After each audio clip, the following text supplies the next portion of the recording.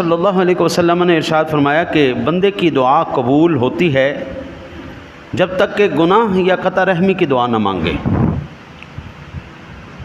کون سی دعا قبول نہیں ہوتی؟ گناہ کی اور قطع رحمی کی، پہلی بات۔ دوسری، جب تک جلدی نہ مچائے،